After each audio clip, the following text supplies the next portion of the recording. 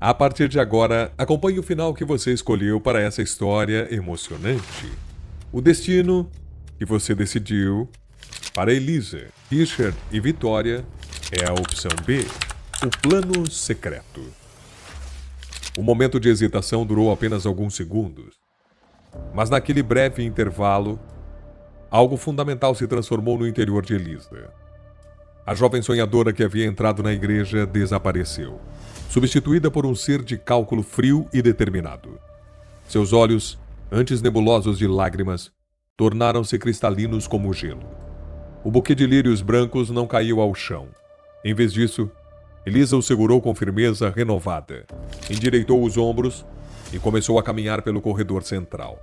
Seus passos ecoaram pelo templo de uma maneira diferente agora, não mais hesitante. Cada passo era calculado, cada movimento uma peça sendo colocada no tabuleiro de um jogo que apenas ela conhecia as regras. Victoria observava da primeira fila, seu rosto irradiando triunfo.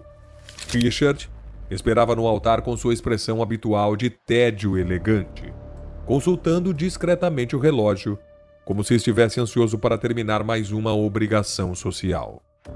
Nenhum dos dois percebia a transformação sutil que havia ocorrido na noiva que se aproximava. Quando Elisa finalmente chegou ao altar, sua voz saiu clara e firme ao pronunciar o sim, que selaria o seu destino. Mas por trás daquela afirmação aparentemente submissa, uma mente afiada já estava calculando, planejando. Ela havia tomado uma decisão que chocaria a todos que pensavam conhecê-la. Em vez de fugir da armadilha, ela a transformaria em uma arma. O beijo que selou a união foi frio como o mármore, e Richard mal notou a diferença. Para ele, Elisa sempre havia sido uma presença distante, uma obrigação social aceita com resignação.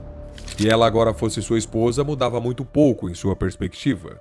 Ou seja, continuaria sendo apenas um acessório elegante em sua vida de privilégios. Só que Elisa sabia que sua verdadeira performance estava apenas começando. Os primeiros meses de casamento foram uma obra-prima de dissimulação.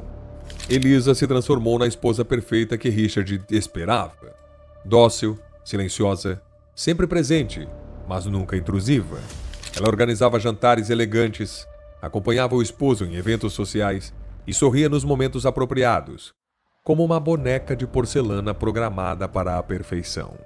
A mansão Montenegro tornou-se seu palco principal. Um edifício imponente de 3 andares, decorado com antiguidades europeias e obras de arte que valiam fortuna. Richard havia se tornado complacente com a facilidade com que sua nova esposa se adaptara ao papel esperado. Durante as manhãs, ele se fechava no escritório para cuidar dos negócios, deixando Elisa livre para observar. E ela descobriu rapidamente que os Montenegro tinham um hábito arrogante de discutir assuntos confidenciais na presença dela. Durante um desses jantares familiares que Elisa começou a perceber as primeiras inconsistências.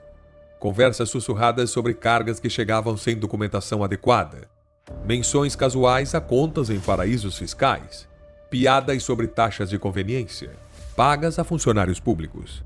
Cada informação era arquivada cuidadosamente em sua memória, catalogada e guardada para um uso futuro. Os negócios Montenegro, descobriu ela, eram uma fachada para uma operação de lavagem de dinheiro sofisticada. Importações superfaturadas, exportações fantasmas, empresas de fachada espalhadas por diferentes países. O dinheiro sujo entrava através de transações aparentemente legítimas e saía limpo do outro lado, multiplicado e legitimado. Richard não era apenas um herdeiro mimado, era o cérebro por trás de uma operação criminosa que movimentava milhões de dólares anualmente. A jovem Elisa, enquanto todos a viam como ingênua, que havia se casado por conveniência, estava construindo metodicamente o instrumento de sua vingança.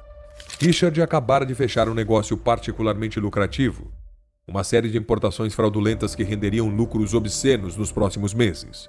Ele estava relaxado, confiante, comemorando com uma garrafa de uísque escocês que custava mais que um carro popular. Elisa entrou no escritório dele carregando uma pasta de couro. Não mais a esposa submissa e silenciosa, mas uma mulher de olhos de aço e postura que irradiava poder. A pasta foi aberta sobre a mesa de mogno, revelando seu conteúdo devastador. Fotografias de documentos, cópias de contratos, extratos bancários, Anos de crimes meticulosamente documentados prontos para serem entregues às autoridades competentes. A expressão de Richard se transformou. Elisa não gritou, não demonstrou emoção. Sua voz saiu fria e controlada. Richard assinaria uma procuração, transferindo todos os bens para ela, e se retiraria voluntariamente da vida pública. Em troca, ela não entregaria as evidências às autoridades. Richard partiu numa manhã cinzenta, carregando apenas 2 malas e a humilhação de quem havia perdido tudo para alguém que considerava inferior. Seus antigos amigos o evitavam, seus sócios se distanciavam e sua reputação social estava em ruínas. Até mesmo Victoria, a arquiteta do plano original, a mestra das maquinações, viu-se pega de surpresa, traída pelo peão que ela mesma colocara no jogo, sem jamais imaginar que ele aprenderia a jogar com tanta astúcia. Em sua mansão, Elisa recebeu a mãe com uma frieza ímpar, oferecendo chá em porcelana caríssima, enquanto deixava claro que os papéis haviam se invertido definitivamente. Elisa assumiu o controle do Império Montenegro e reestruturou completamente as operações da empresa. Em questões de meses, transformou uma organização criminosa num conglomerado empresarial respeitável. Ela havia se tornado a lenda urbana, a esposa submissa que havia destruído o marido poderoso. Numa tarde particularmente silenciosa, Elisa se encontrava sozinha em seu escritório panorâmico, observando a cidade que agora se estendia aos seus pés como um reino conquistado.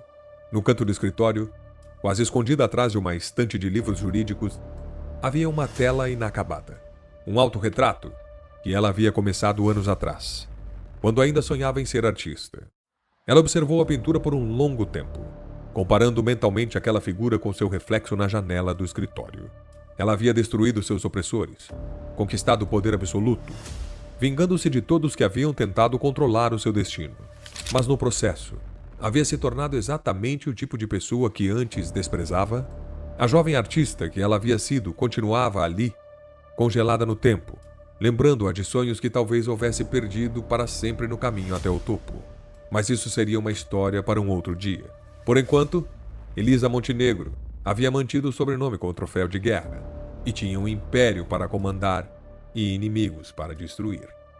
A grande questão permanece.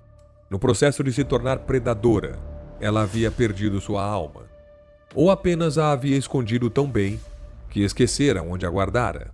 Mas essa é uma outra história. Obrigado por decidir qual caminho seguir. Ative o sininho e siga-nos para mais histórias emocionantes e surpreendentes como essa.